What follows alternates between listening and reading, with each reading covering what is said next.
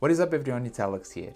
During a series of recent lectures, legendary value investor Mohnish Pabrai shared his insights on how to find 10 to 100x stocks, which is a new investing strategy that he is developing in order to create massive returns in the future. This is a shift from his previous strategy, and it's interesting to say the least. Imagine turning $10,000 to $100,000 to $1 million. That's what 10 to 100x actually means. If you do not know who Mohnish Pabrai is, he is an investor and managing partner of Pabrai Investment Funds. He is a close friend to Warren Buffett and Charlie Munger, and is managing close to $500 million.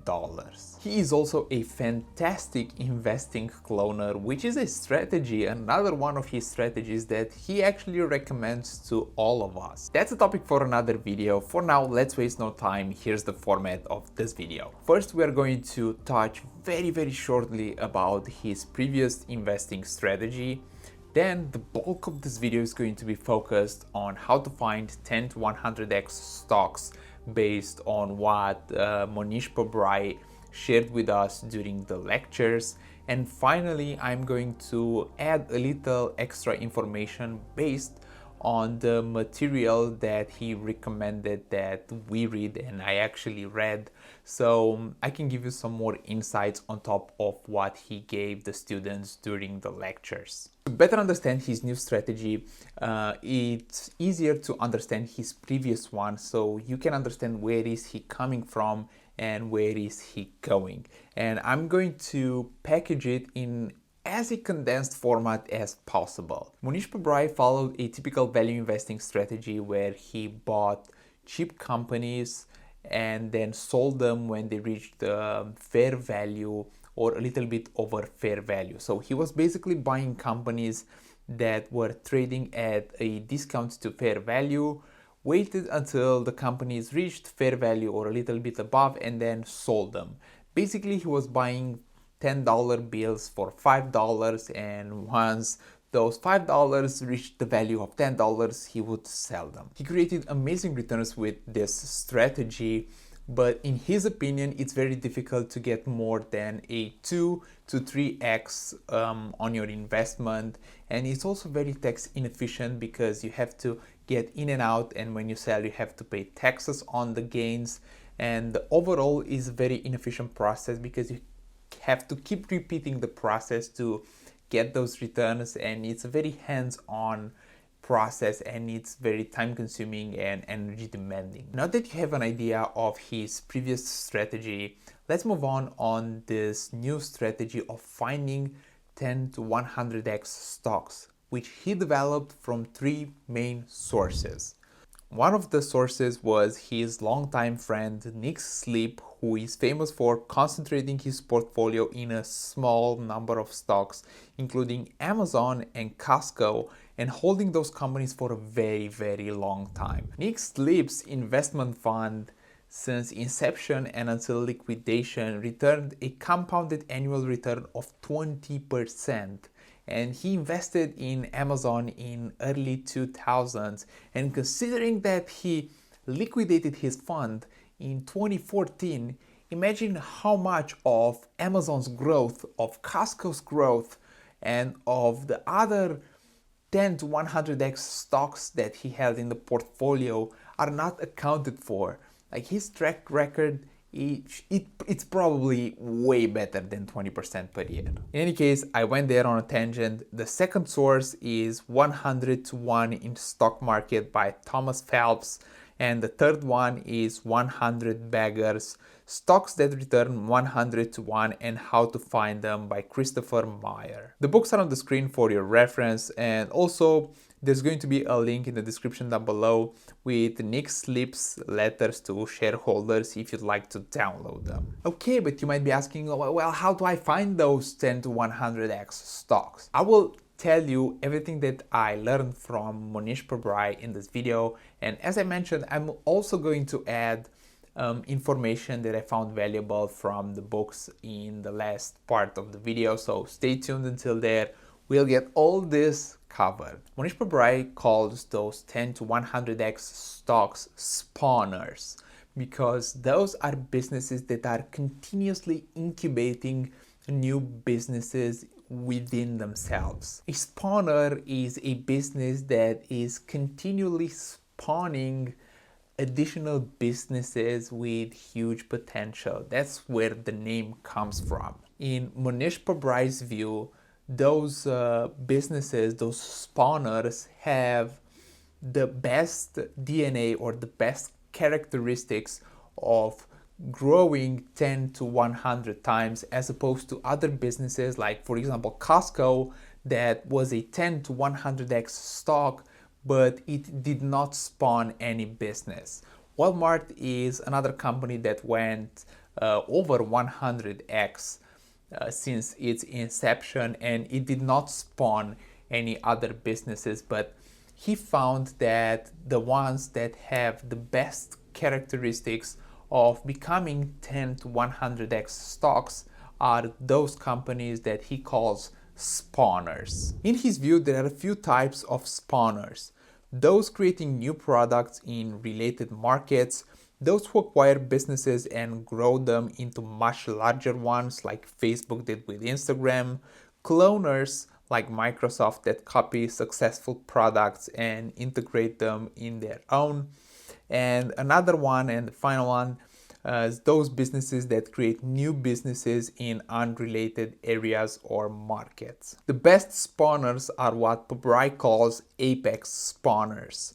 Those are companies that are using all the previously mentioned spawning tactics. In Pabrai's opinion, the apex spawners have created the most 10 to 100x stocks. So those companies that are combining all those spawning methods have the best chances of 10 to 100x. Alphabet, for example, is a great example of an apex spawner by creating products in related markets such as Chrome. It also bought new businesses and grew them under its own umbrella like they did with YouTube, which, as you can see, it's a huge success for them. Also, they copied some of the successful products of other companies by creating, for example, Google Plus, and they also spawned businesses in unrelated markets with Waymo, for example, the autonomous technology development company. So, as you can see, everything that Alphabet did was to create multiple businesses in related and unrelated markets, and the great thing is that they used pre-tax income to employ this strategy, and that's great because it reduced their taxable income and they were able to grow much more as a result of spawning those new businesses. I would also argue that Tesla is another apex spawner. They have the core automotive business. Then they also have the autonomous driving technology that can be added on top of its core automotive business, but that can also be licensed as a software and sold separately as a software. This also opens the door for its robotaxi fleet, and Tesla also has Tesla Energy and Tesla Solar under the same hood. So in my opinion, Tesla is also a great apex spawner, which I missed so badly. Let's put it that way. But I hope you can see the similarities between those companies that are continuously spawning businesses and developing businesses in related and unrelated markets. You can follow the example of Amazon too. You can also look at Facebook, you can look at Netflix. There's a bunch of them out there right now. For reference, here on the screen you can see what a 100 stock looks like on a year-to-year compounded growth over a couple of decades, to see that the growth is not that insane. I mean, for a stock to go 100x in 15 years, it would have to grow compounded at about 36%. For 20 years, it's 26. For 25, it's 20%. So if we grow our wealth with spawners and non-spawners at a 20% rate of return, compounded rate of return, like Nick Sleep did, then we will amass a great amount of wealth. On top of the information provided by Mohnish, here's some extra information based on the material recommended by Mr. Pabrai on this topic that I would like to share with you so you can use for yourselves to find the next 10 to 100x stock. Most of these companies have above average growth rates in a couple of metrics like revenue, equity, return on invested capital, and return on equity. And this is a point that was highly stressed by multiple sources, by multiple books, and also by multiple investors. Having a very competent allocator, a CEO that allocates capital very wisely and grows it at very high rates of return is great, and it was a very, very common thing found amongst the companies that went 10x to 100x based on almost like 100 years of research. So I would definitely take that into consideration. Like, I would put it on the top of the priority list. Also, those companies had high profit margins, which most of the tech stocks nowadays do have high profit margins. And I'm not talking about those that are coming via specs and they're coming with only an idea. They actually had high profit margins and they had no or very, very low dividends. I mean, of course, because they need the money in order to grow at that high rate of return. And it would make no sense to pay dividends if you can reinvest the capital at a much higher rate of return. To all this, Mohnish adds a very important factor that must be present, meaning that the company must have a somewhat lower market cap, usually between 50 to 100 billion dollars at most. Ideally, we would like to find them below or around 50 billion dollars, and that makes a lot of sense because we've got to identify the company in the early stages in order to get that 100x return. I mean, it's going to be very difficult to grow from 50 billion to 500 billion and then to 5 trillion in a matter of 20 years to get the 100x return on a company that already is at $50 billion. This already excludes those big companies like Amazon, like Apple, like Tesla, like Netflix that already have a big market cap. Like, for example, Tesla that has a market cap of around $650 billion now. In order for the company to go 10x from here, it has to go to $6 trillion. In order to go to 100x, it has to grow to $60 trillion. I mean, that's not going to happen anytime soon. A 2 to 3x? Maybe, but 100x? Probably not. But if you bought Tesla 1.5 years ago, you basically got your 10x, and you could very well have a 100x with Tesla in the long run. But if you are entering Tesla now, the chances of getting a 10x to 100x are pretty slim.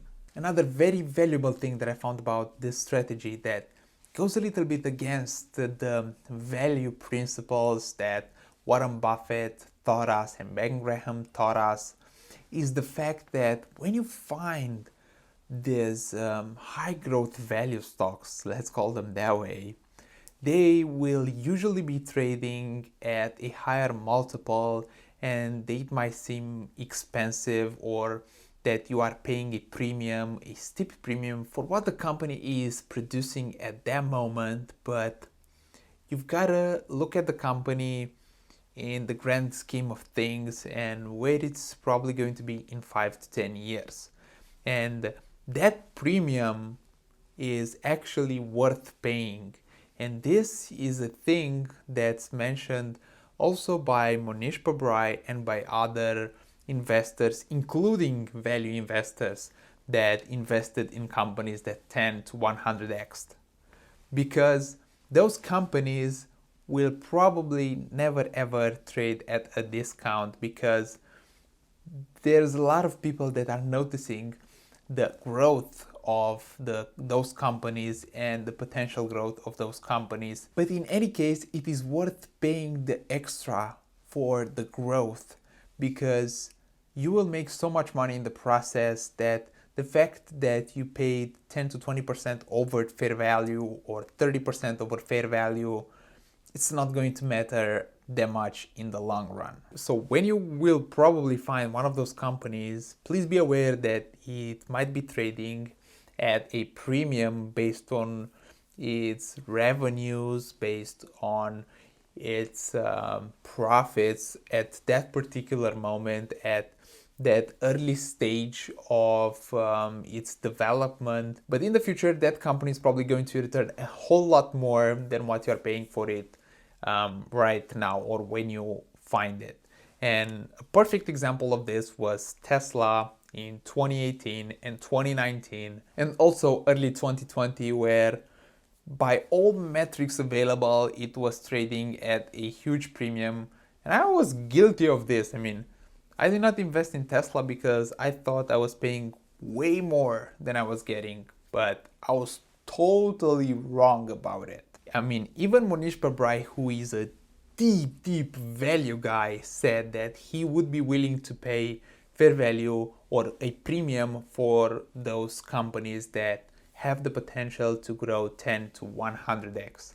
And that's a big statement to come from a value guy. I would love to hear your thoughts about Mohnish Pabrai's new investing strategy of finding 10 to 100x stocks.